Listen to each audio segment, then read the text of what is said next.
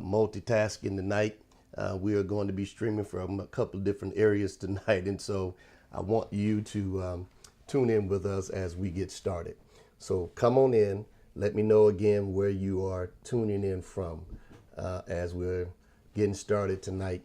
Let me know where you are tuning in from. I want to be able to acknowledge wherever you're coming from or wherever you're tuning in from on tonight, and want to be able to share with you as we are broadcasting tonight on the various platforms tonight. Let's get going. Let's get started. Again, as you're coming in, please let me know where you're tuning in from on tonight. We'd love to hear from you and to know where you are watching us tonight as we are streaming tonight, and as we're sharing with you tonight. It's going to be a very good lesson tonight. And so as you come in, let's engage tonight. This is one that I really am looking forward to sharing. So let's see those that are coming in. Yeah, come on. Yeah, come on in tonight as we are preparing for the broadcast tonight. So I want you to come on in. Come on in. That's it. Come on in. And this is Wednesday night. I look forward to Wednesday nights when I get a chance to share with you concerning the ministry of the evangelist. And so as you are coming in tonight, again, please let me know where you're coming in from, where you're tuning in from tonight. We're going to get going in just a moment. I see you coming in. I see you. I see you. I see you. I see you. Thank you so much for tuning in. Thank you so much tonight. I see you as you're coming in tonight. All right. Got Cleveland, Texas. All right. Oregon, Pittsburgh, Pennsylvania. God bless you. Just let me know where you're tuning in from, and then do me a favor while you're doing this. I want you to share to your Facebook contacts and those that are on your Facebook. Share this broadcast right now. Just hit the share button and share it with as many people as you can tonight as we're going to be sharing. I think it's going to be very interesting, especially if you got those that are evangelists, those that you know that are evangelists, or they're trying to be an evangelist, or that's their calling. It's going to be very interesting. So I want you to share with them tonight. This is going to be, I try to keep it very, as they say, 100. I try to keep it that way, and so we want to be sharing with you. I see George is here, and I see some others, California and others that are here. So come on in. I see Georgia again. So come on in. Let's get started. I promise not to hold you long, but I do want to share with you tonight because I believe it's very important that you would hear this. And so we're streaming on various platforms tonight. We're streaming on YouTube live right now. Also on dlmartin.org. We're streaming there. And of course here on Facebook. And so I want you to just make sure that you share it with your contacts as we get started. I see you coming in. Thank you so much. And I want to say this as we get started tonight. This is designed to help those of you that are striving to better yourself in ministry, those of you that are evangelists, those of you that want to be evangelists, those of you that's been thinking about it, and you've had somewhat of a disadvantage because maybe you haven't had anyone to mentor you or to talk to you or share with you things that you should do, shouldn't do. We talked about the other week about the purpose of the evangelist and how to get started. And we're in the midst right now of doing a book that you'll be able to get, and we're working on that. And also we're going to do some DVDs that you can get, that you can always go back, that you can help. It will help you as you get started. I had the advantage of being able to travel with my uncle starting at the age of 18 full time, and was real trained as an evangelist. And so I want to help those of you that are out there. You're on the front line. You're trying to get it done. And I want to share with you some things. You know, many times we don't teach those some things that we did or some downfalls that we had. We always like to talk about the positive things, and those are good. But there are some things we have to share with you that we can help you not to go down the same path or make the same mistakes maybe others have made or we have made or whoever has made, and it will help you. And so we want to help you tonight. Oh, I see you. Thank you so much. I see Louisiana, Stockbridge. I see Athens. Oh, God bless you. Smyrna. I'm grateful. Well, let's get started tonight. And of course, again, I want you to share with those that you have share this live feed, and then subscribe to me so when I go live on these settings, you'll be able to be notified of it, and you'll be able to hear what we're going to be sharing. I pray and trust that there are even some pastors on tonight, because of the things that I'm going to be sharing. I think it's going to be a blessing both ways to both of us. Now, we talked about the first week. We talked about the purpose of the evangelist. We talked about the development, maturity, and growth of the evangelist. Last week we talked about those things that evangelists should do. So tonight I want to talk to you about the things that evangelists, 10 things that an evangelist never should do. If you're going to be an evangelist, if you're going to be successful, I want to talk to you about those things that you never should do. And it'll bless you. There are some things that just some things you shouldn't do. It's not appropriate to do. It's not right to do. Some people do them, but I want to share with those of you that really mean business and want to be successful. I want to share with you some things not to do as evangelists. And so I value your time, so I'm not going to hold you. I'm going to plunge right into this. And if I come across something that you can identify with, if something that you witness with, make a comment or leave some thumbs ups or hearts or smiley faces or whatever.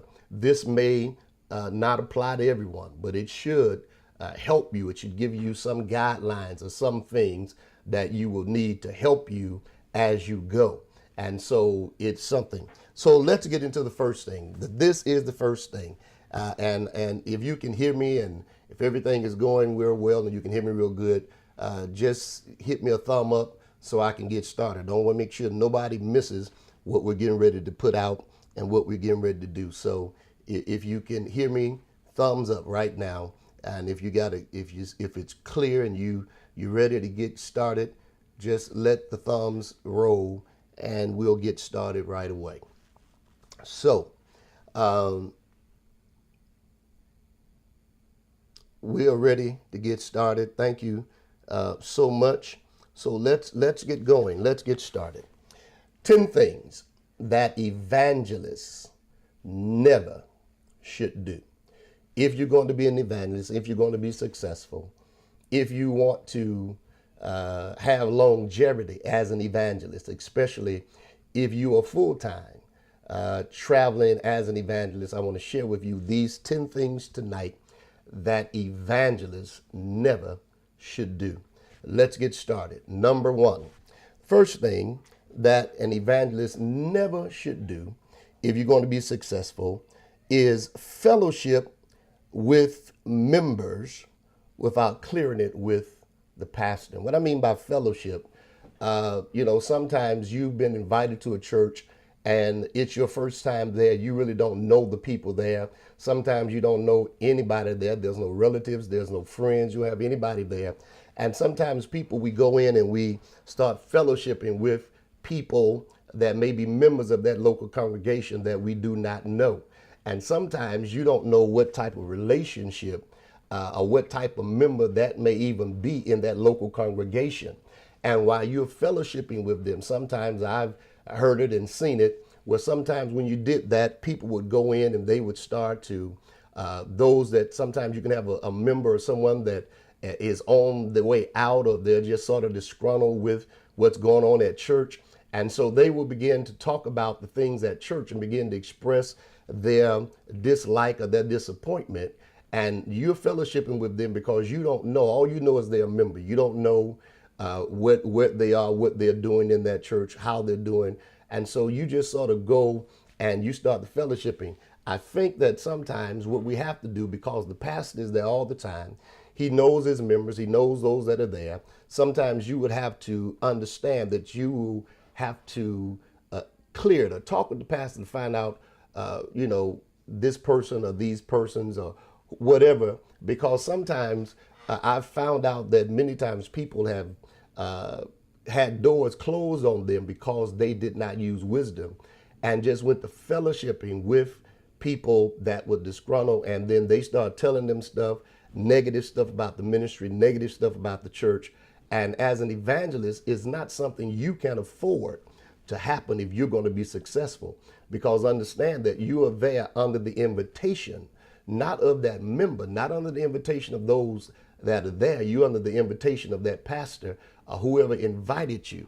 And so the one thing that you really don't want to do is you don't want to mess that up by doing that. And so that's the first thing is the fellowship with members of the church without clearing it with the pastor, because you do not know who those persons are. You don't know if they're faithful in ministry. You don't know if they're the kind that give problems. You don't know if they're the kind that just keep up stuff. And there you are fellowshipping with them, whether it's inside or outside of whatever. And it's going to cause you a problem, because it's something that you have to make sure that you're clear always, and especially if this is your first time going to a place and you've never been there before. You've never been there. You've never been there. They've invited you, and so they trusted you to come. So please, by all means, that's number one. Number two, and this is very important. I pray that you get this one. It's very important. An evangelist should never counsel the members where you're running revival. Now, you have to understand that sometimes people in revivals, they get the evangelist there, and whether he's a prophet or she's a prophetess, or whether they've got a gift or whatever they do. And sometimes they'll come and they'll ask questions as to, well, what should I do about this situation? What should I do about that situation?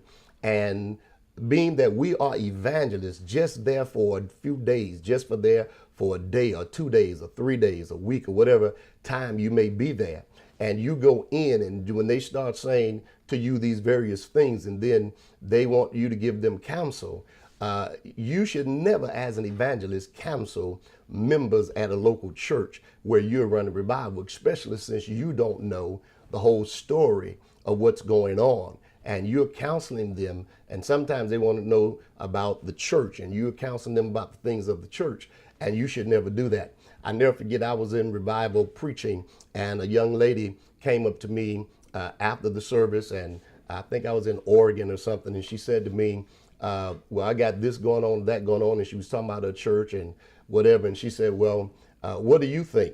And so I stopped and I asked her, I said, well, God bless you, Bishop Nichols. I said, well, what did your pastor say? And she said, well, my pastor said da da da da da. I said, well, whatever your pastor said, that's what I'm saying, because I'm not going to counsel you, and your pastor's already talked to you. So whatever your pastor has said, since he's here with you all the time, I'm saying what your pastor is saying. I'm not going to counsel you. We have to be careful that you do not, thank you, Bishop. We have to be careful that you do not counsel people's members. That's not your job as an evangelist. You are an evangelist for a day, a week, or whatever time you're in, and you should not be counseling people's members. I don't care if they wanted to pull you into it. You don't allow people to pull you into counseling people and giving them what you think. No, turn them back to their leader. That's the reason they joined the church. He said that I will give you pastors that will feed you with knowledge and understanding. So turn them back to their leader to get counseling, and not you. Many times as evangelists, I see it sometimes even on Facebook and social media. We're trying to rectify or straighten out situations that we don't have the whole story to. So stop doing that. Stop trying to counsel people that you do not pastor. Okay, I'm going to say that again. Stop trying to counsel people that you do not pastor. One more time. Stop trying to counsel people that you do not pastor, because you don't know the whole story. You don't know everything that's going on. And what I found out is people will give you one side, but they'll never tell you the whole story. They'll never tell you everything about what they want you to talk about. So never go in counseling people's members. Don't do that. That's very important. That should be one of your rules. I don't care how much people ask you. Never go in and counsel people's members. Never go in and they're talking about, well, my church this, my church that. No. I'm here to run revival. Plus, I don't want my spirit to become contaminated by the stuff you're sharing with me, that then when I get up, sometimes, and the human side will start preaching what you shared with me instead of me hearing from God to minister to what needs to be preached in the house. So we've got to understand that that's important. Never counsel people's members. Never do that. All right. Number 3, and we won't be long with this, but I want to go through. Number 3, you should never listen at members who are not with the pastor's vision. And then you get up and preach on the pastor and then wonder why you are never invited back. You have to be careful that you don't allow people to tell you stuff about their church. Listen, as an evangelist, I found out there's something about everybody's church you may not like. As a member, you may not like some about your church, but when you go in as an evangelist and people start telling you, well, I don't like the first lady, or I don't like the pastor's wife, or I don't like the children, I don't like the musicians, and they did this and they did that. And then when you get up, because you've allowed them to put all that in your head, you get up and try to biblically tie something in, and you start preaching against leadership. Understand that the person that told you that did not invite you. And the person that filled your head with that stuff didn't invite you to the revival. They didn't invite you to come do the revival. And even though they're telling you all that stuff, now you've jumped up and you're going at it and you're doing all your stuff. I want to tell you something. You ain't got to take my word. If you went back a year from the date that they told you, the people that told you are still going to be members there. But you won't be running revival, because you would have taken what they told you as an evangelist, something you never should do, and went against the pastor. You never should do that. You never should do it. Never. I don't care how much you feel. It's not your job to go in and do that. Your job is to minister and to preach, turn people toward God and their leader. And if they feel they're in the wrong place, then they should leave. But it's not your fight. It's not for you to go in and correct that. So I want to tell you, don't do that. Don't go in and listening to people that are not with the pastor's vision and talking about, well, I don't know why the pastor's doing this. Listen, you got to tell people. I've told people before when I ran revival, and they said, well, I don't think the pastor did. I said, I tell you what, why don't you find you another church? What you mean I find it? Well, if you're not going to support, if you're not going to be with the pastor's vision, then why are you here? And I'm not going to let you get up and make me talk about the pastor. I don't know him that well. Sometimes I've been to places, that was my first time meeting the pastor, or he invited me. So we're not going to do that. You should never preach against leadership when you go into a place like that because of disgruntled people that you've heard that have shared stuff with you. Okay? And I hope you're getting something out of this, because this is real stuff.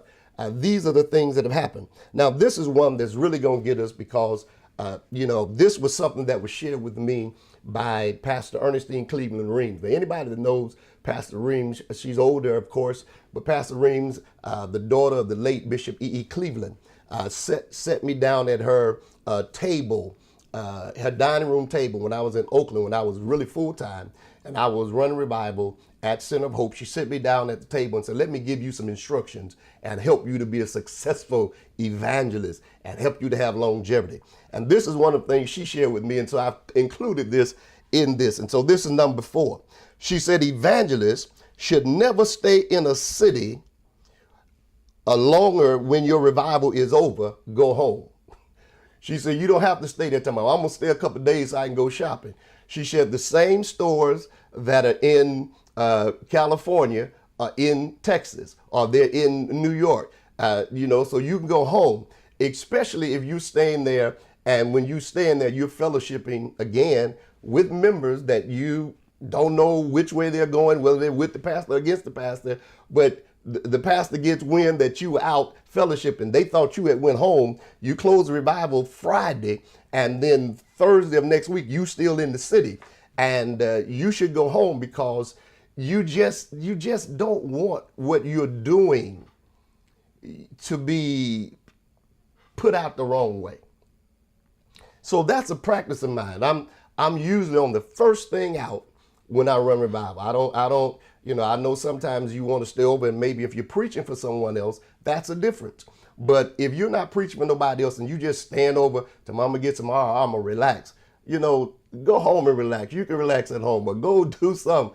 But don't let what you have done and being effective now turn around and hurt you.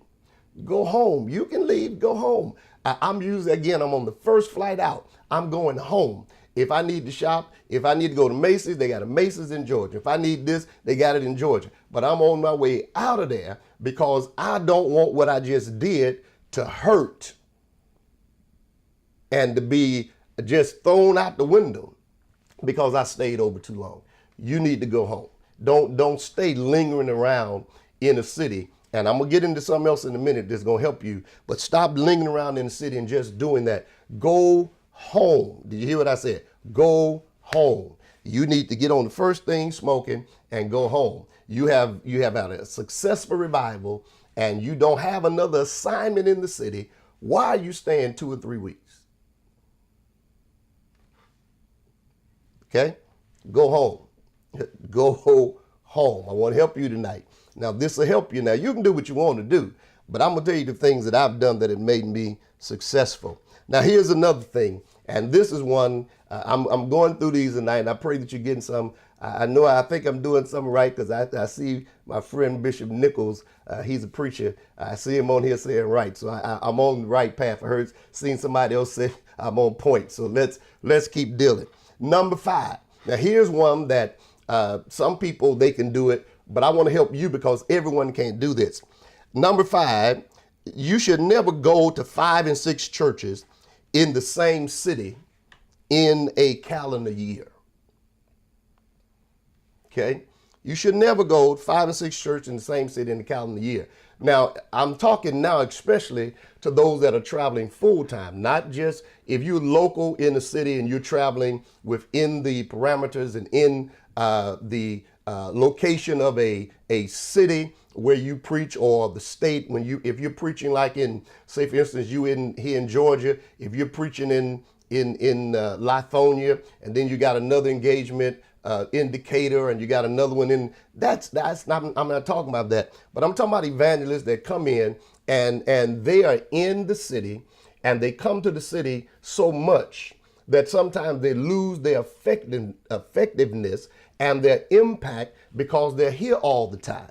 You got to understand that, when you're here, and this is another thing that Pastor Reem shared with me, when you're in the city and you're going 5 and 6 times, find you a local church, or a church that has invited you in, that they love your ministry. They've invited you. They've opened the doors, laid the red carpet out for you. Go to that church, and don't be guilty of going to 5 and 6 different churches within that calendar year and wondering why sometimes you're not as effective as you were, because now you've been. And people's mindset is like this.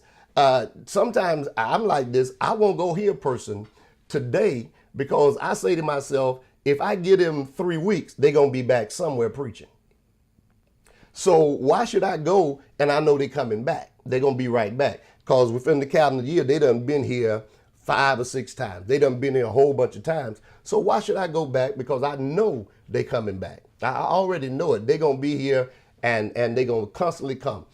And my success as an evangelist is I went to a church and they were a blessing to me. Then I went to that church. I didn't just float around the city going to everybody's church within the calendar year. Now, if I went back for one day, that's something. But just to come back and run revival, you should look at that. Some people can do it, but some people, that's not a good thing to do. I was watching something. There's a pastor friend that I preached for years here on. He's in Florida, and they signed a contract that he doesn't like. If he invited evangelists, and they do good, pay you good and do good, he don't like evangelists to come back within a 50-mile radius, I believe it is, of his church, because he was the first one that invited them, and he says, hey, I want you to come, and I'm gonna take care of you, and just do me a favor and don't come back within 50 miles of my church. People sign the contract or whatever it is, they sign it, and then somebody comes in and offers them something they think is greater, and then they go and do something else. Well, understand, I always look at it like this. That's not, somebody might say, well, that's sort of holding people. No, if someone has been kind to you to invite you and you've never been to the city before, now that's another thing. If you've never been there before and they invited you to come, then certainly you ought to try to respect them, and especially if in the calendar year you call them, and anytime you call, they invited you to, they let you come and preach anyway, you should try to respect them and their wishes and not be within, because if they want to bring you back in, sometimes I've seen people, when they first came, the revivals were packed out, and then they came back again to somebody else's church, and then eventually their numbers start going down, not because they were not anointed. It was just the fact that they had been there so much.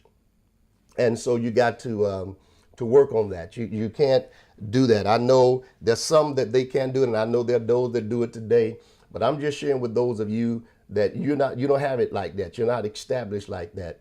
If you go to a good place, go to that place, and that'll be the place you go to. There are places that I go, and there are places that I've been. And when I traveled with my uncle, there were places that we went that it was just an annual thing. We didn't go anywhere else. When my uncle was alive, we used to go to Academy Cathedral in Los Angeles. That was the late Pastor Dal Hart. We started that every Easter. Easter was our time. Every Easter we were there at Academy Cathedral. And we went to nobody else's church in LA. We went in Detroit. We went to Liberty Temple, late Pastor Hart, and they treated us so nice we didn't have to go anywhere else. That was our space. That was our spot that we went every year. People knew that if you're going to hear Gene Martin and the Action Revival team, you've got to go to Liberty Temple, because they're only coming to Liberty Temple one time that year. When we were in LA, they knew if you want to hear them, you got to go to Academy, because they're only going to be there one time a year. So it was effective for us. And so I want you to understand that you've got to look at that and see how that works for you. That may be one that may be flexible, but please, by all means, take it as good information. All right, we're moving right along. Number 6, this is another important one. I know it could be, but here it is anyway. Never argue over money or the offering and make a scene about it. As an evangelist, in the long run, it's not worth the scene that you're going to make. So never argue over money. Never make a scene over the offering, because eventually God's going to bless you. But never make a scene. Never argue over money. Never fuss over money. Because sometimes the problem that you may have is you may be dealing with a church or a pastor that has never been an evangelist, and we're going to talk about that in another thing. If he's never been an evangelist, then he may not know how to compensate you as far as your offering is concerned. But you should never argue and fuss with people, because sometimes rules change when people see you raising a lot of money. When people think you're not going to raise no money, they don't have no problem. When they think you're going to raise a lot of money, when they see you raise a lot of money, then sometimes they change the rules. That's just the way it is. You got to understand. But you cannot afford to be on the field arguing over money. I'll be honest. I'll be transparent with you. I had an incident that happened many years ago. I was full-time evangelist. I wasn't pastoring, so understand this was like 25, maybe 30 years ago. And I was preaching. I was invited to preach at a church in Ohio. And a friend of mine called me the week before I went, and he told me about the church. And he said, man, I don't know if you want to come, but I gave them my word. And so I went on. And so the pastor picked me up. I left. I went to our service Sunday morning at church and then caught a flight and went there. I started revival that Sunday night. The pastor picked me up. I preached Sunday evening, and then we went to eat at Perkins. And after we went to eat at Perkins, and then the NBA playoffs was on. So it was the Chicago Bulls were playing the Portland Trail Blazers. So after church every night, I didn't go to eat. I just had them to stop me by the Wendy's or something to get something to eat and went back to the hotel. Now, when the pastor picked me up, he said, now, do you want to stay at our house or stay at the hotel? I said, I prefer to stay at the hotel. So he said, all right. So I stayed at the hotel. Well, when we got to the end of the meeting and got ready to settle up with the money, he said to me, he said, he gave me the breakdown of what the offering was. And so here was the breakdown. And so before he gave me what was going to come, he started telling me all the stuff that was coming off the top. Well, there's some people still do that, whether you believe it or not. He started telling me all the stuff is coming out the top. And so he said, it's $10 coming off for gas, $3.46 coming out for food, $15 out for food, $2 and some out for food or whatever. And he went down the line. And so I asked him, and we were in his finance office. And so I asked him, I said, well, what is the $10 for? And he said, for gas. I said, but I didn't drive. He said, but I had to pick you up from the airport and take you to the hotel and pick you up every night for church. And so at that point, I just sort of went, you're like, really? And so I told him, this is crazy. I can't believe you doing this and da-da-da-da-da. Now, let me share this with you. As a young evangelist, and notice I was young, I was full-time. And I should have, I'll tell you what I should have done. I should have said to him, because his finance people were there and he's the pastor, I should have said to him, Pastor, can I speak to you privately in your office, or can we speak somewhere else that's not in front of the people? That's what I should have done, but I did not do that, okay? So I want to help you. I want to be transparent to help you to understand that there's some things you cannot do, and I did that. And but I learned my lesson from that. You don't do that. You don't confront. You try to if you've got an issue, if you got something that you need to deal with, talk with the pastor in a private setting or whatever. But don't confront him in front of his finance people, in front of his people, because at the end of the day, that's not going to hurt the pastor. It's going to hurt you. Okay, it's not gonna hurt the pastor. It's gonna hurt you because you're the one that's, you're full time. You the one needs somewhere to preach. So it's gonna hurt you. It's not gonna hurt him. So don't do that. So don't argue over money. Don't fuss over money. I used to hear Pastor Reams said to me another thing. She said, don't fuss over money. Don't argue over money. She said, I don't do it. She said, but I tell you what. She said, if people mess with your money and do stuff like that and you're not happy, the next time they invite you, just be too busy to go. She said, just let them know you're busy and you don't go. And she said, because you want to keep your name, you don't want to get a reputation of a person that fights over offerings and fights over money. Okay, so that's another thing that I want to make sure that you understand. You don't have to fight over it. Next time they invite you, you don't have to go. You just, hey, I won't be able to make it.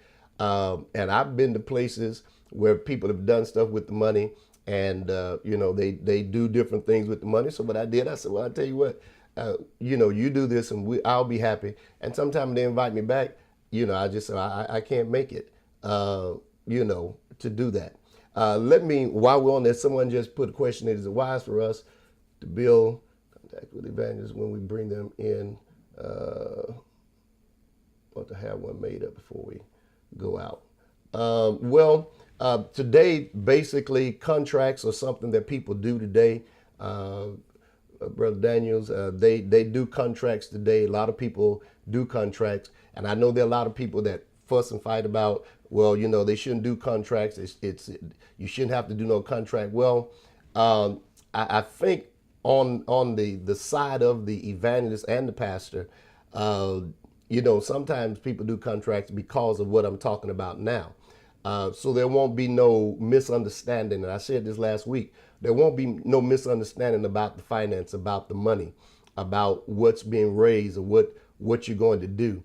I've got someone that I'm looking to come in now, and they sent me some of their requirements, and I was going over it with my business administrator last night, and I was saying that we'll do this, but let's call them and talk about that right there. There's nothing wrong with that. I think it's the safeguard, and so it's okay to do that by all means. Just just to keep your business straight and to make sure that it's just not something you do. Now, contracts, I said last week, you got it's on I guess by revival basis. Whoever you're going to, you got to know who you're sending contracts to, and you got to know if it's worth sending the contract, especially if it's someone that's going to take care of you anyway. Me, as being a pastor now and have traveled as an evangelist, most of the time if you come and preach, and if the money is not up to par, I'm going to give you more and take a hit anyway, because I understand that it is how evangelists travel and what they need, and so sometimes I take the hit. But the money thing, we should never argue about money. But it's all right, again, Brother Daniels, to go out and get if you got a contract, or if the church sends you a contract, or whatever, however you do it. If you're in agreement with it, if y'all in agreement with it, then by all means do it. But at the end of the day, the point that I really want to make is don't argue over money. Don't make a scene. Don't go to fist fighting and blows, because at the end of the day, it's only going to hurt you. It's not going to hurt that pastor. It's going to hurt you when you start dealing with situations about money. All right. I pray this is helping. Now, here's that was number 6. Number 7, never take members from the church where you did a revival to another revival without the pastor's permission, or tell them to ask their pastor. Okay? I've seen evangelists come to a city and preach, and people love the ministry. They sometimes it's the first time they've heard them, and so they may be going to another church to preach. And so say in my church, I have service on Tuesday night, and just say you closed the revival on Friday, but you stayed over because somebody else wanted you to preach, and you was like, Pastor, they want me to preach. So I said, go right ahead.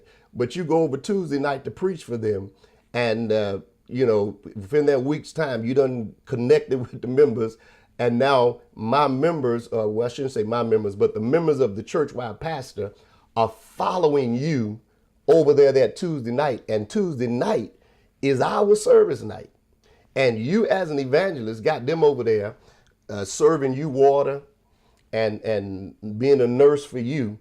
And they don't even do that at their own local church. They're not even at their own Tuesday night Bible study or revival or service. So what you should do is you should make sure that you don't take members with you on other preaching engagements or assignments. You came, if you wanted somebody to go with you and help you, you should have brought somebody with you from wherever you came from. But you don't take other people's members. You don't take them and then go out and talk about they are from Pastor Martin's church. They want to come over here and hear me. No, you don't do that. No. You don't do that, because understand that gives the notion. And I'm gonna get into this one, and maybe I should make this one by itself. But let me finish this one, and I'll try to remember and make sure I don't forget. But don't take members. They need permission from their pastor if they're going to be following and going to another place. And especially if you were there running revival and you were the one that the pastor invited, and now you're going to preach in another church, and they're following you all over the city, and they don't even follow their own pastor all over the city. When he go out to preach, they don't even follow him. He's got a Sunday evening engagement. They don't even come.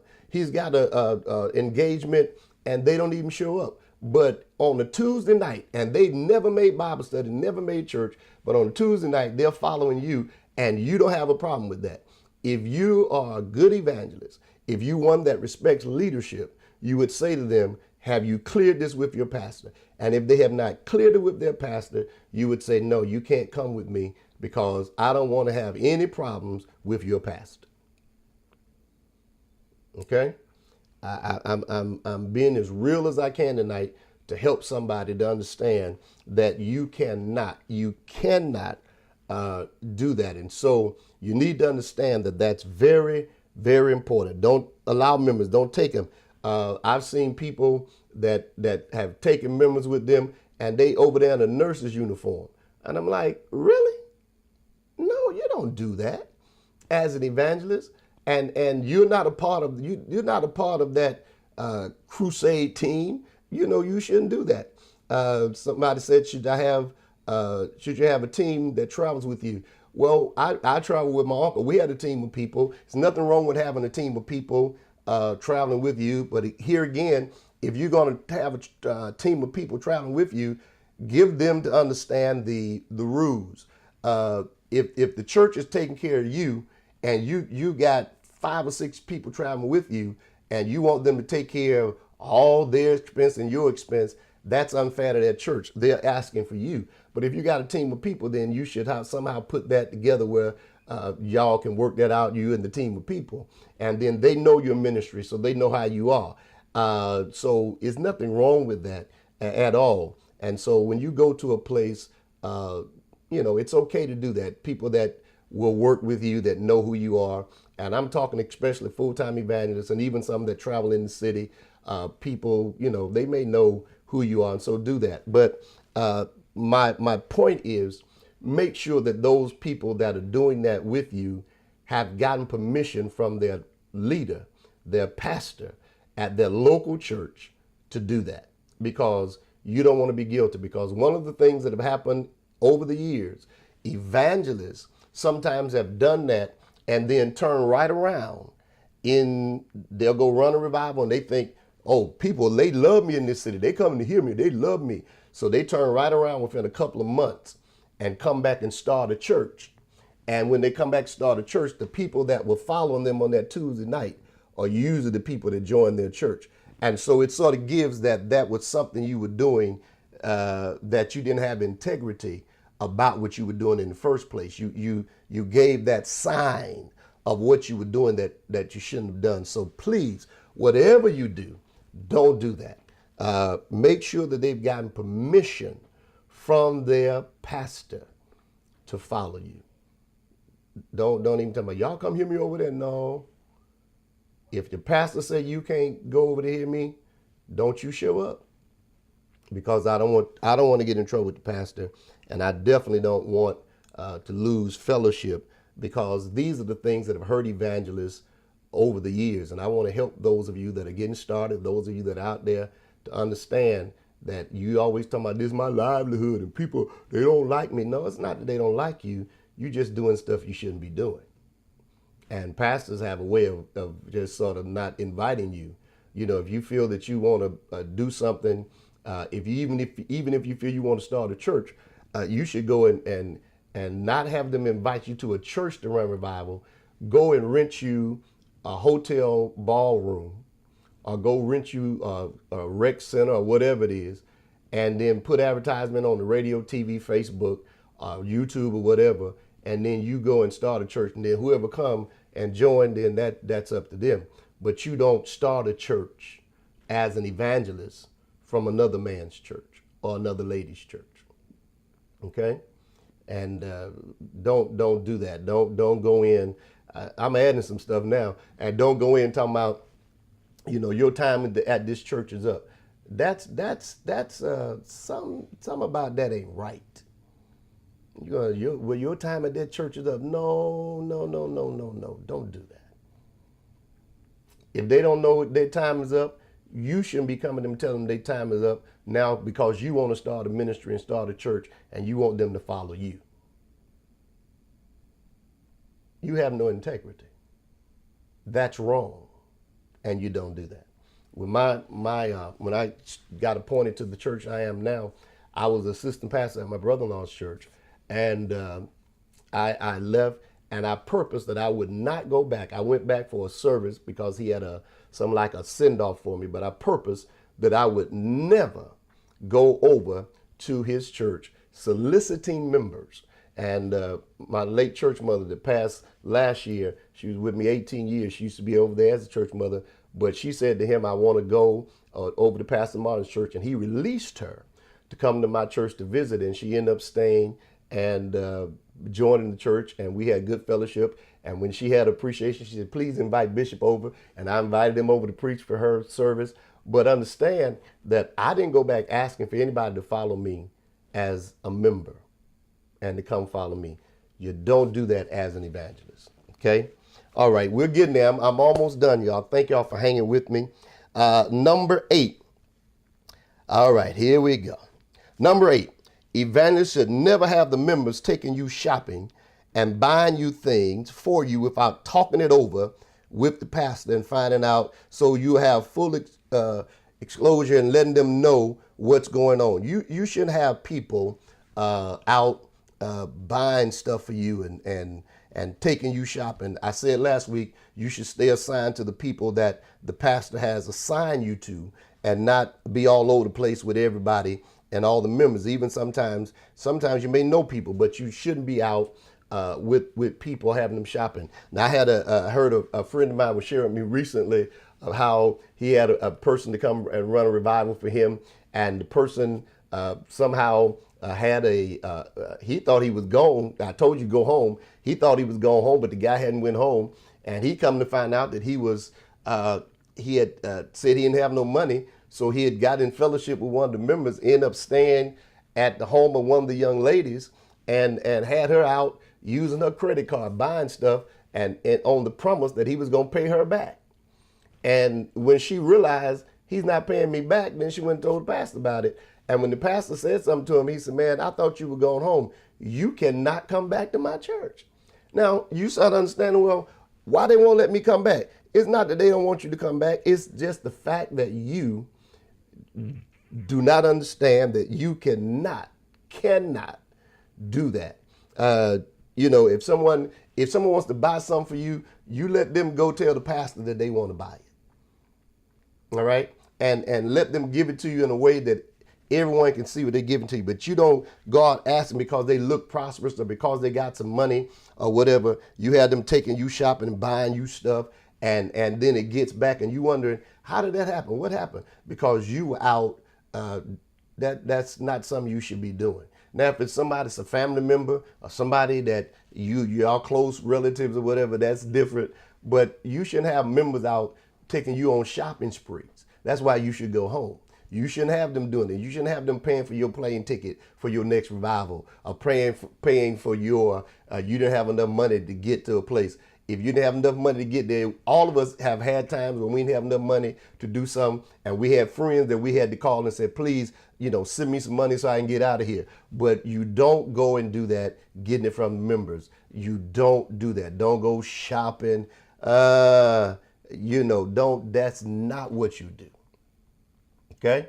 I want to help you because understand that at the end of the day, it hurts you. It don't hurt the people that it's going to hurt you. It's going to hurt you. It's going to hurt you. So you got to watch that. And so don't do that.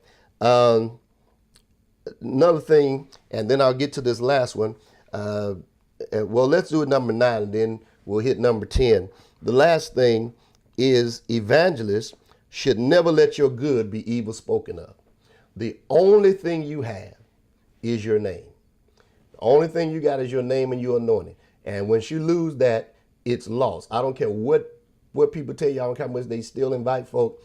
There's a certain thing that goes with having credibility. There's a certain thing with going with people seeing you in the light that they can trust you. And so when you go, don't let your good be evil spoken of. Don't go in doing things that are questionable from the beginning. Don't go in. You don't go in to establish. You don't go in to establish. How should I put this? You don't go in getting your own. Talking about I need a mailing list. Why you need a mailing list from my church? Why you need emails from my church? Why do you need that? No, you do not.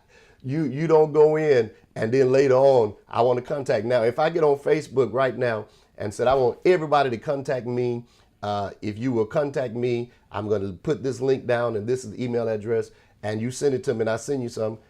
That's different. But if I'm in your church, I shouldn't be trying to get phone numbers and email addresses and addresses so I can send people stuff back later, and soliciting offerings and soliciting things.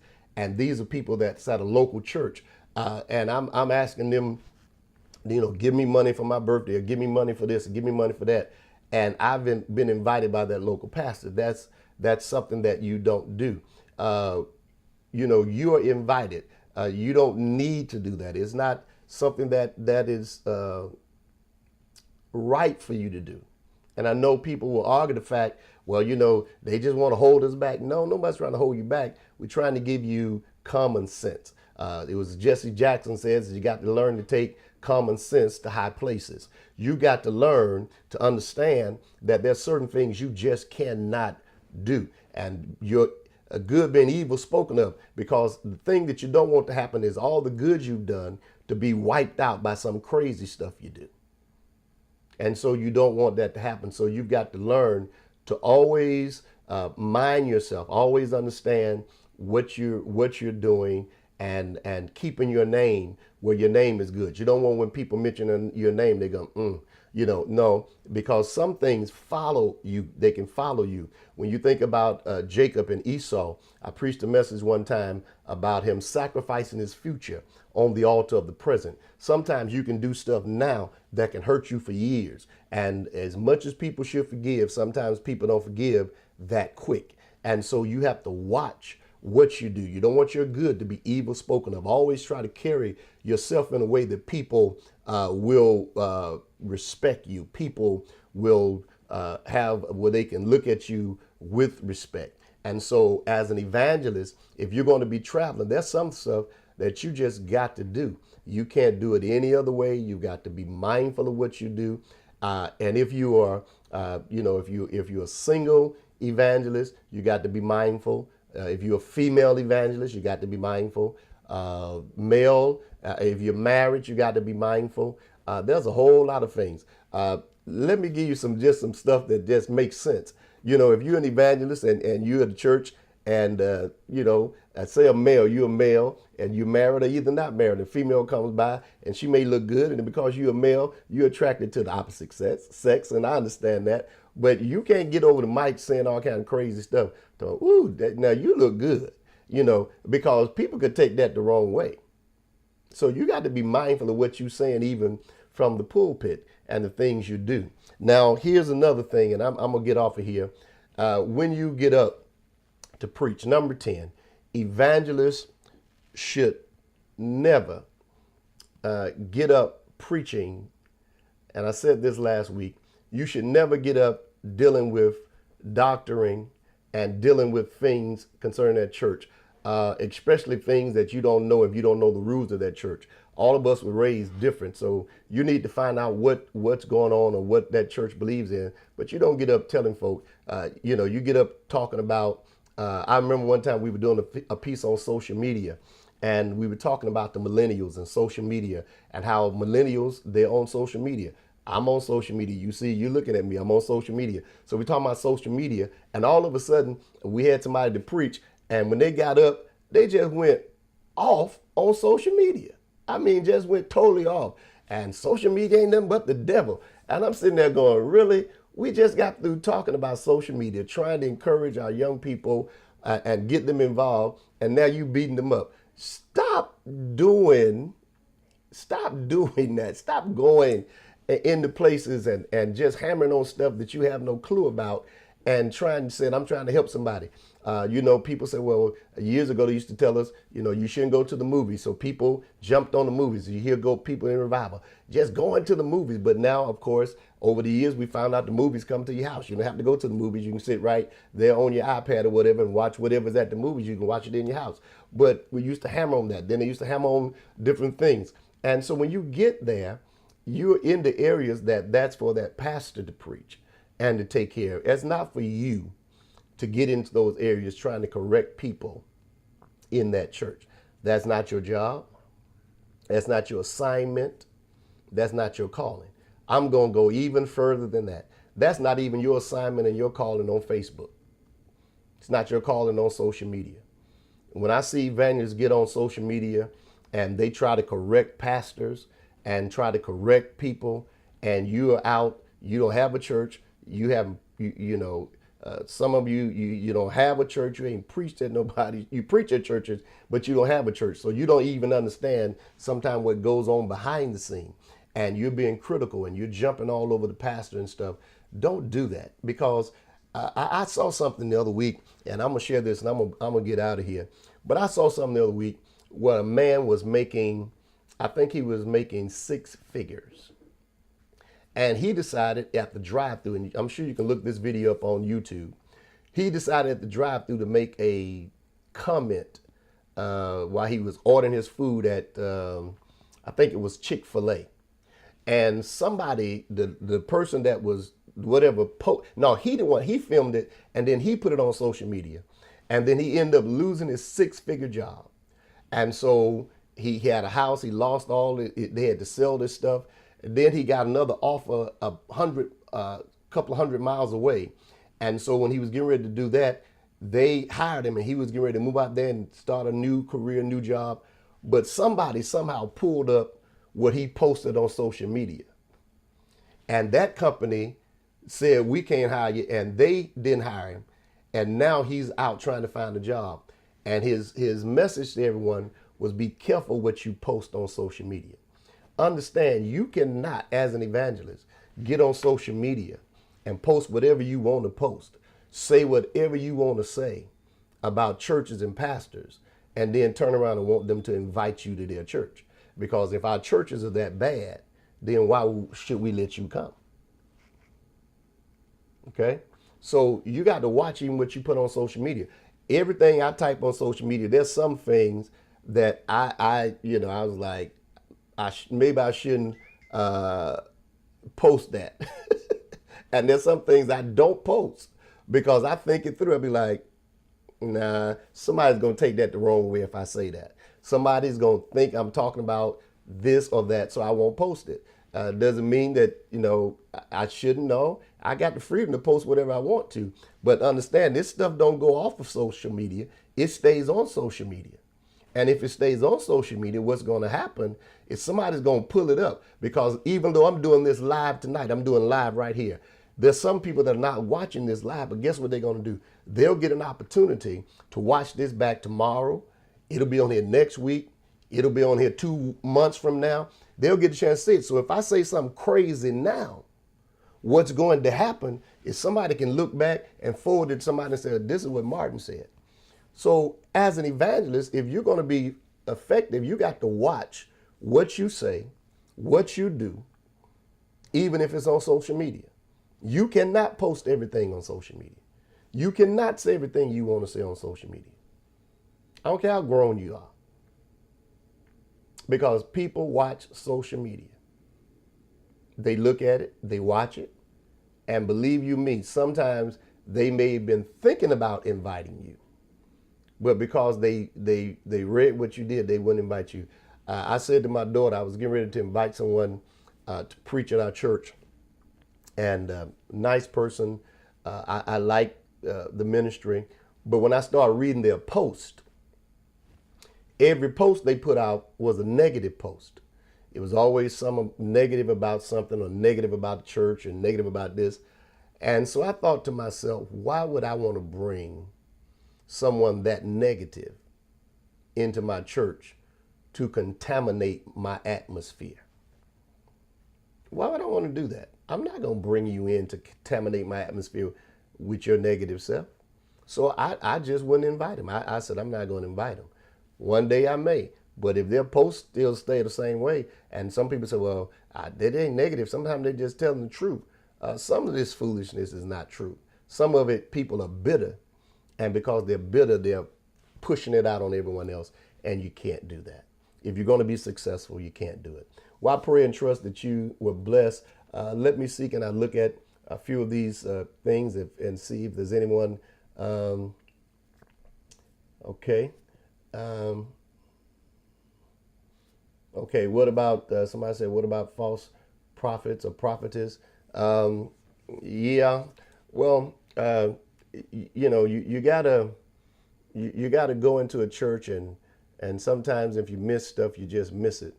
But you gotta watch yourself. I've been doing this a long time, and I've seen a whole lot, y'all.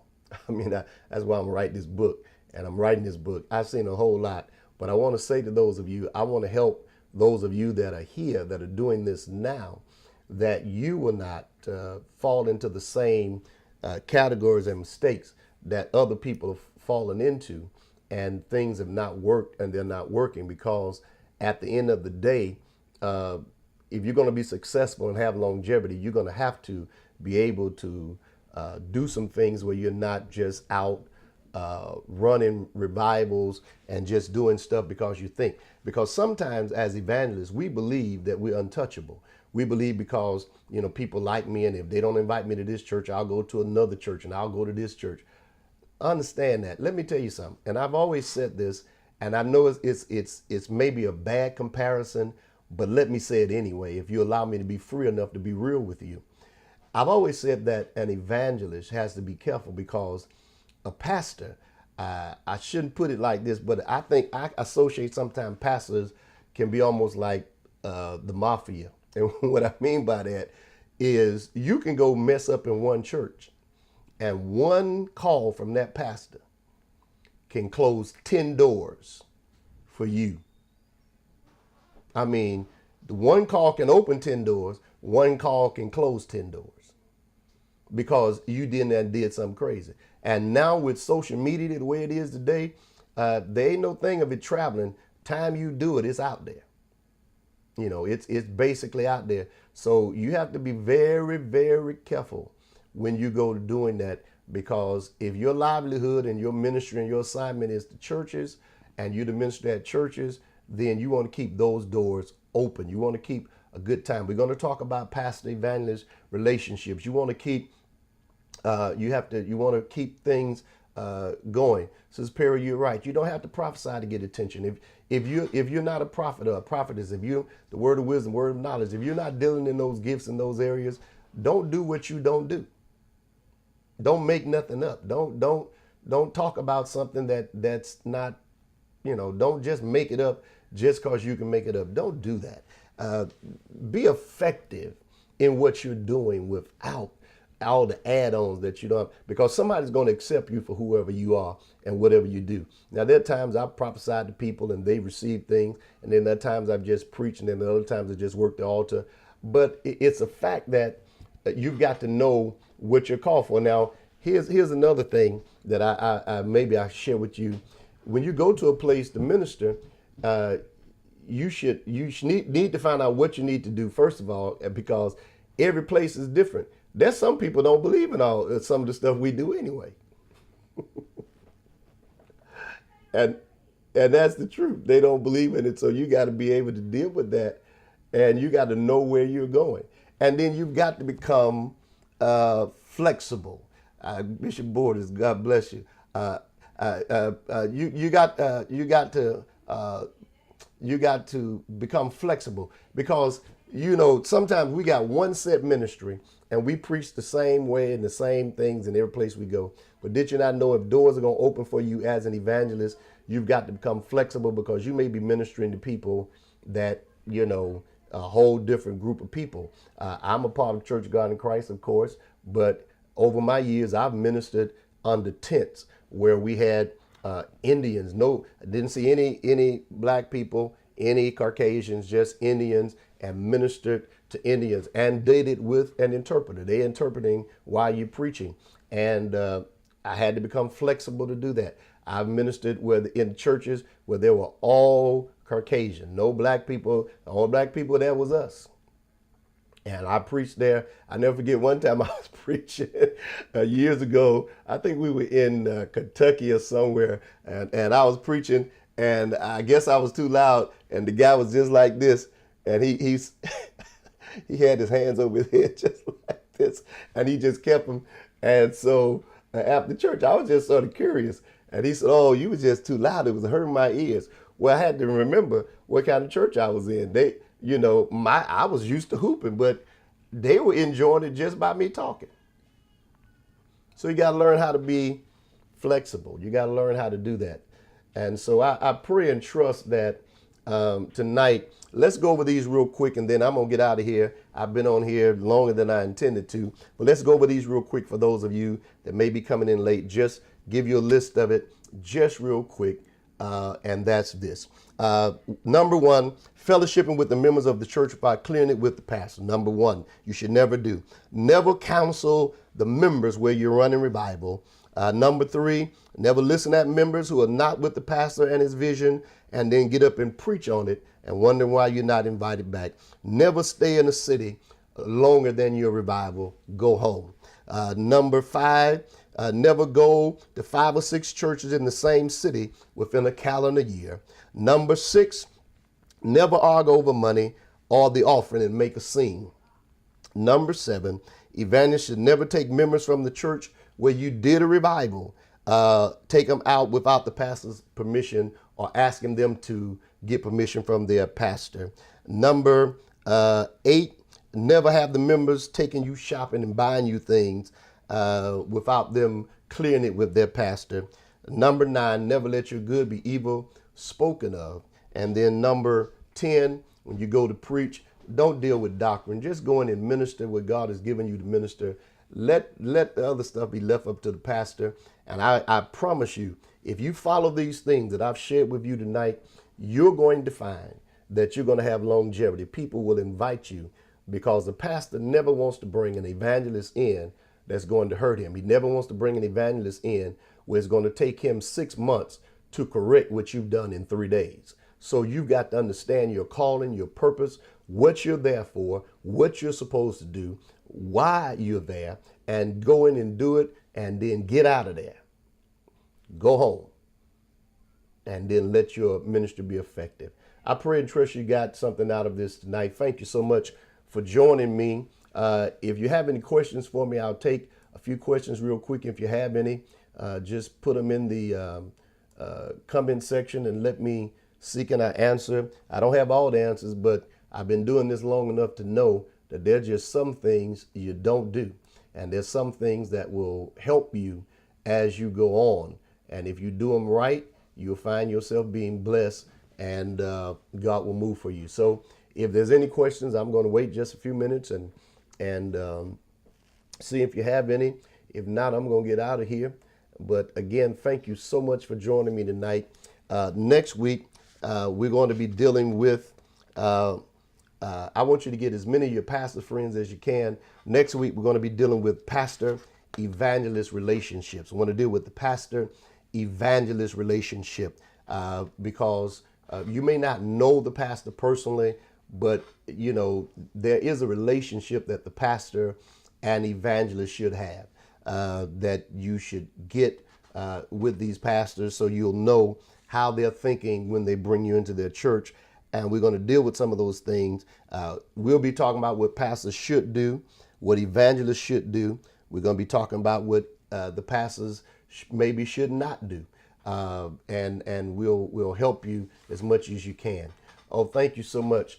I pray and trust that this has helped you.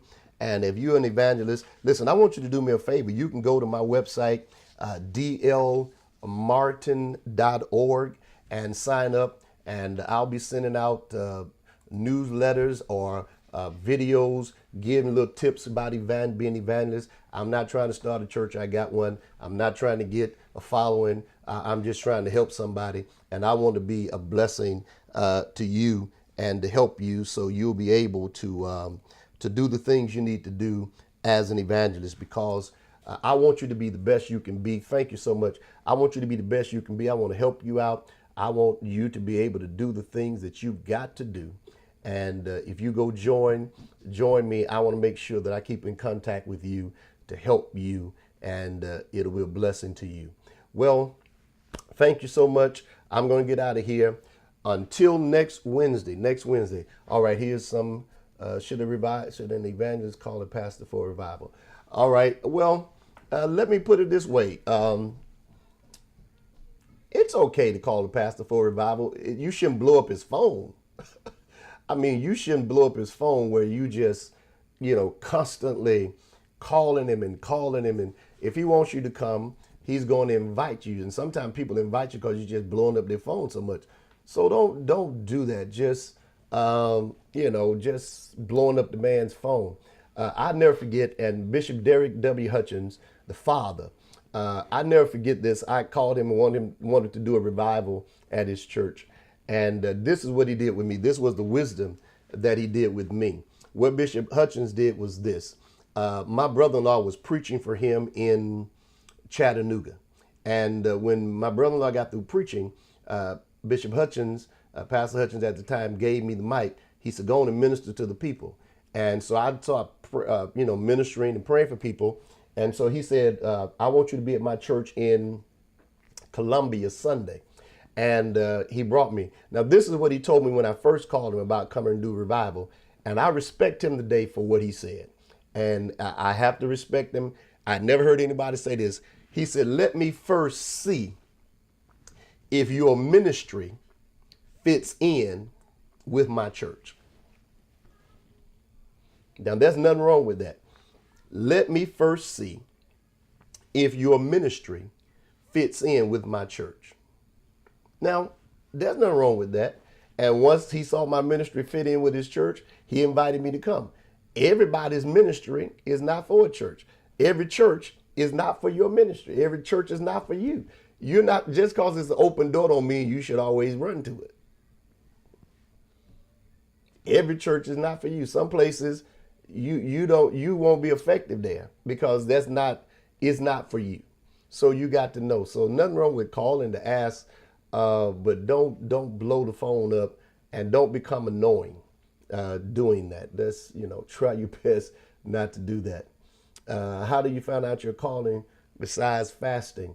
Well, one thing about it, if you are called to do this, you're going to know you're called to be an evangelist. Evangelists are a special, how should I say it? They're a special breed. They're a special cut. When you're an evangelist, you know it. There's a special breed. There's a special cut of an evangelist. Everyone can't do evangelistic work. Everyone can't be an evangelist. I don't care how much they try. Evangelist is more than traveling. It's more than running revivals. It's more than preaching. Evangelist work is more to it than that. Believe you me. I was saying to, I see Pastor Edmund Williams, he spoke for us last night, and I was saying to him last night, man, we were cut from a different cloth. If I had what they do today, if I had it that way years ago, oh man, I'd probably be, who knows what we would be doing. Because, today they got social media, they got all the other stuff that they got going on. But when we were coming up, we were getting to the revival by any means necessary. We rode buses, Trailway, Greyhound. We drove in cars, whatever way it got to get to the revival. We didn't stay in five-star hotels. We stayed wherever it was. If it was a nice hotel, good enough to sleep in, and we stayed there and did revivals and stuff. And we were concerned about souls and stuff. And we were blessed during that day. We were still making some pretty good finances and stuff. But there's a whole different thing. Now people have a whole different mindset. And unfortunately, some of it has come to the place that it has become, I hate to say this, some of it has become entertainment more than ministry. And it's become strictly business more than anything. It's to see how many people I can get to follow me, how many people, how many places I can go, and and all that. But at the end of the day, God hasn't called you to be an evangelist. It's something that you have to be called for, because it takes a lot out of you doing this. Same way you have to be called in anything else, but I'm just speaking from the standpoint of an evangelist. All right.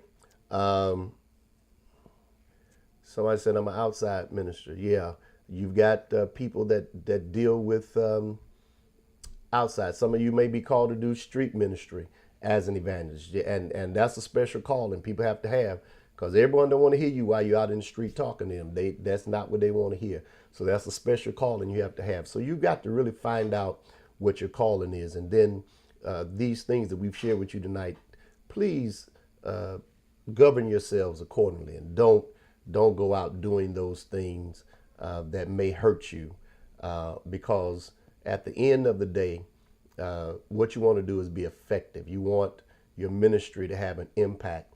And as I leave you, I say this: I run into people all the time, and I run into young men and young ladies that say, "You don't remember me." I said, "No." They said, "I was a teenager when you came to our church, and you were ministering at our church. And as a teenager, you inspired me to preach. You inspired me." So that's what you want. You want to be inspired. Sister Perry, how can you get exposure? Well, you can get exposure through, now exposure is right here through YouTube and Facebook and all these type of things, and, clips of people. I see people now going places that we probably never would have heard of them had not they put a clip, or somebody put a clip of them up preaching or ministering. So that's a way of getting exposure. If nothing wrong with, even on Facebook, nothing wrong with getting a professional flyer done and listing what you do. If you are a speaker and you're open for engagements, nothing wrong with doing that. I mean, people try to make it seem like there's nothing wrong, but there's nothing wrong with that. I mean, put it out there. People don't know who you are unless I've got a whole generation that don't know, who I am. Or they don't know what I did years ago, but now they're discovering, oh, Pastor Martin. Oh, and then they go look and they're like, I didn't even know you had that much on you, because, they try to tell me I look young, and I'm 56, I'll be 57 next month. But they say, you look young. You don't look like you've been doing that long. But I have. I've got grown kids and grandchildren. So understand that nothing wrong with putting it out. When we were coming up, we used to put flyers out and stuff out, but we didn't have social media to do it. But now that you have it, by all means, use it. Videotapes and everything. The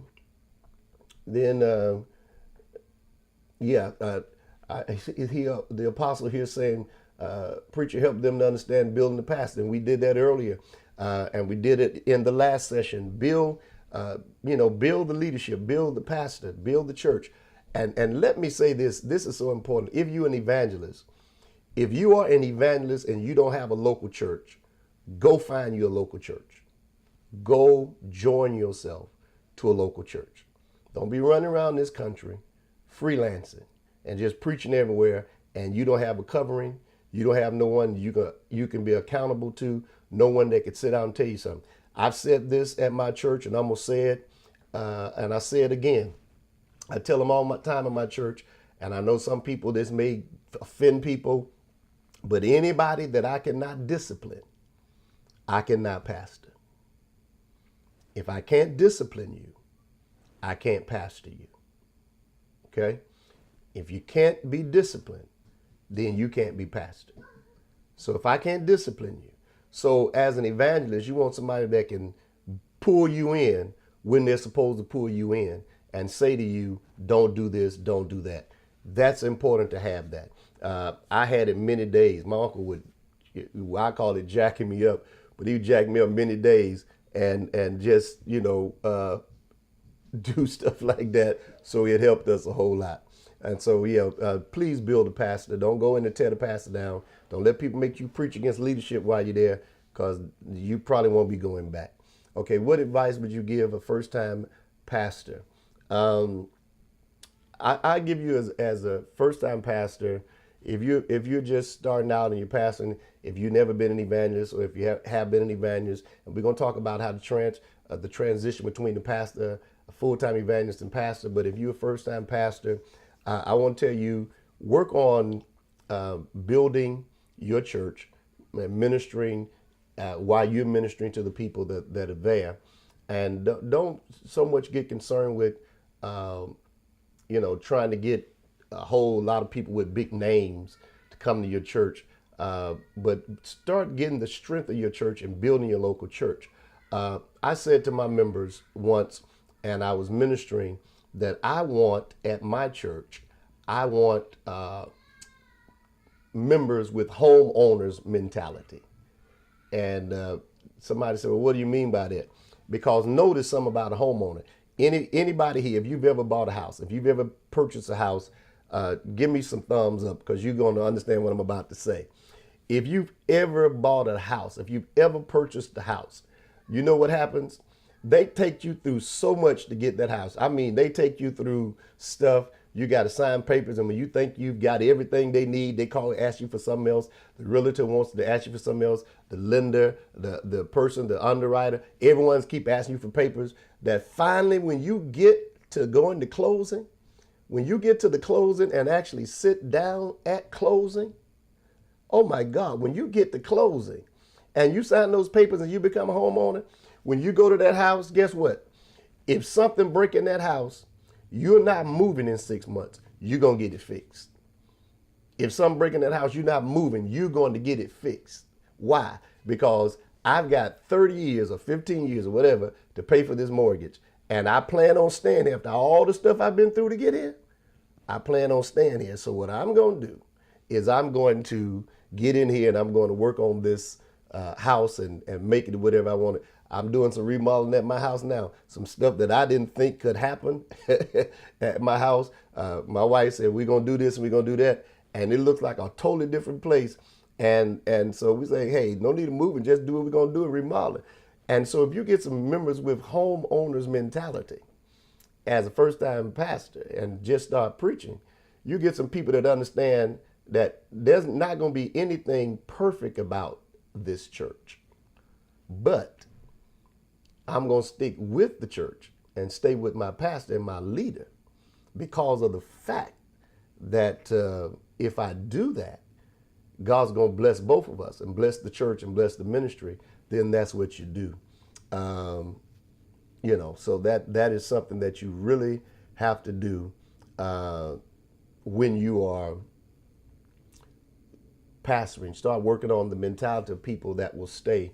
Not just people that'll run for everything, anything happen, they just up and out the door. You need to be able to really, really, really stay and pastor your church. Now, I made a conscious decision, and I'll get into this in another session. I still evangelize, but I made a conscious decision when I first got appointed to the church that I stopped evangelizing as much full time so I could be at church and build the health of my church and deal with the health of my church. And so that was my decision. Everyone don't have to do that, but that's what I did. That's my decision that I made concerning doing that. And so I want to say to you, be encouraged, hang in there, keep doing what you're doing. And those of you that evangelists, do the work of the evangelist. Make full proof of your ministry because you are very needed, whether you believe it or not. We need a revival in the land. And evangelists that understand their calling and their purpose and what they're doing, people are going to be saved. Yes, Apostle, it's a book, and I'm working on one right now. We're in the midst of getting everything put together. And I'm also going to be doing some DVDs. So that's why I need y'all to subscribe here. Either go to my website again, domartin.org, and sign up because when the book comes out, you want to be able to get it. We're working on this because my endeavor, and I see my good friend Pastor Darrell Winston on here. He's a prophet. He prophesied to me recently. This is something that we have to do to help people. And I've been out here a long time doing this. And some of you may not be familiar with me. Some of you may not even know who I am. Maybe this is the first time you see me. One lady said, I don't know who you are, sir, but you are definitely teaching concerning the ministry of the evangelist. Well, I've been doing this since I've been preaching since I was 16. I was an evangelist, a full-time evangelist from the age of 18, and I still do that, and I'm 56 and travel all over. And then 21 years now pastoring, but still evangelizing. And so I have a lot that I know about. My uncle, my late uncle, Evangelist G. Martin, was an evangelist that traveled with a Caucasian evangelist in the 60s, the late A.A. Allen. So I'm very familiar about the work of the evangelist, and many, just some things have changed, social media and some other things, but basically most things are the same. And so I want to be able to help those that are coming behind me to be effective, that when you get to the place, you won't make some of the same mistakes we made. You won't make some of the same errors we made.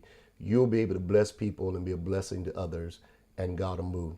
Listen, you all, I've been here so long. I got to get out of here. Thank y'all so much. I'm so glad to have you all with me tonight. Don't forget, next Wednesday, 7:30, we're going to be dealing with Pastor Evangelist relationships, and it's going to be a blessing. Get as many pastors on here as you can, because I want to help not only the evangelist, but I also want to help the pastor in what you're doing. Well, God bless you again. Don't forget, go to my website, dlmartin.org, sign up for the newsletter, and then after this is over, share this with, hit it and share it with all your people, all your contacts, and everybody. Share it all over the place. I know it'll be a blessing to them. God bless each and every one of you, and may all God's best be yours.